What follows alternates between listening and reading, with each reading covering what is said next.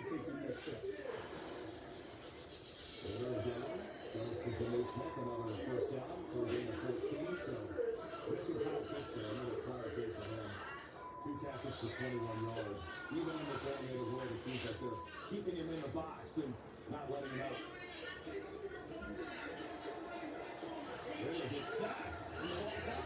Picked up by the Jaguars, and that'll work. What a fitting in